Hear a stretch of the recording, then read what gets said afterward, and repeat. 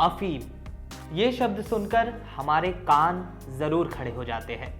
मन में ख्याल भी आता है कि अफीम का इस्तेमाल तो नशे के लिए किया जाता है, लेकिन इसी अफीम से निकलने वाले पदार्थों से कई बीमारियों की रामबाण दवाइयां भी बनती है। इस मामले में अब केंद्र की मोदी सरकार ने प्राइवेट कंपनियों के लिए भी ओपियम प्रोसेसिंग का रास्ता खोल दिया है। अब तक यूपी के गाजीपुर और मध्य प्रदेश के नीमच में स्थित 2 सरकारी कारखानों में ही ये काम होता था, लेकिन अब केंद्र सरकार ने बजाज हेल्थ केयर को भी इसकी इजाजत दे दी है।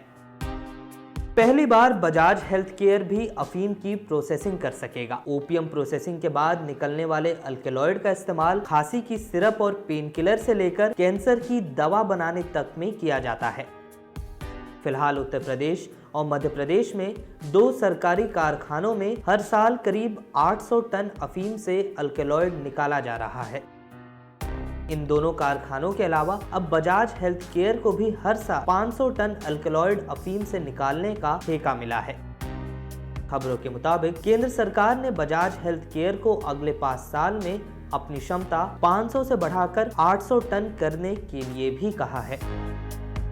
इससे यह अंदाजा लगाया जा रहा है कि सरकार अफीम प्रोसेसिंग के काम से धीरे धीरे अपना हाथ पीछे करना चाहती है।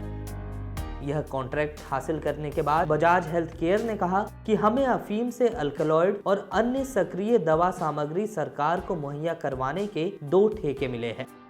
ये कॉन्ट्रैक्ट लंबे समय के लिए है और हमें अगले 5 साल में करीब 6000 टन अफीम प्रसंस्करण की उम्मीद है।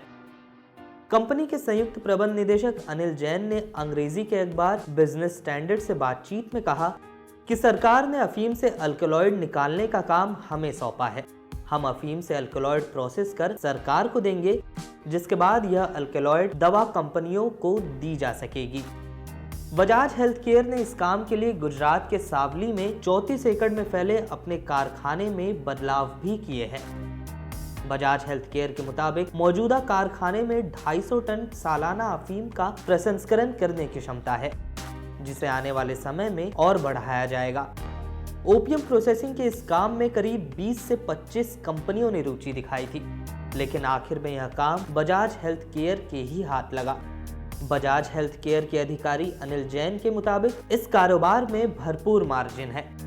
जैन कहते हैं कि अफीम सरकार उपलब्ध करवाती है, इसलिए कच्चे माल पर कुछ खर्च ही नहीं करना पड़ता।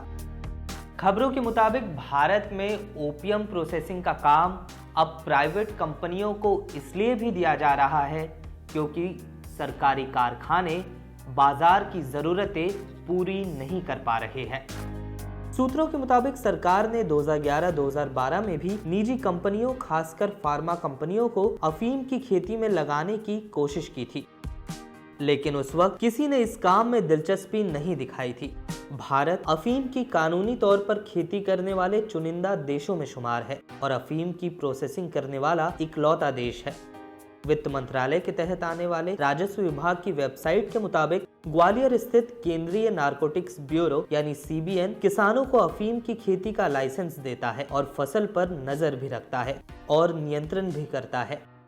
लाइसेंस वाले किसानों से उपज भी वही खरीदता है, जिसके बाद इकट्ठी की गई अफीम यूपी में गाजीपुर और मध्य प्रदेश के नीमच कारखानों में सरकार के सुपुर्द कर दी जाती है। अफीम का कुछ हिस्सा सुखाकर निर्यात कर दिया जाता है और कुछ हिस्सा सरकारी कारखानों में अल्केलॉइड निकालने के काम आता है। ये अल्केलॉइड दवा बनाने के काम आते हैं, जहां इनसे मॉर्फिन, कोडीन, थेबेन और अन्य अल्केलॉइड मिलाकर दवा कंपनियों को बेच दिए जाते हैं। इस वीडियो में फिलहाल के लिए बस इतना ही। देश दुनिया की तमाम खबरों के लिए बने रहिए लोकमत हिंदी के साथ।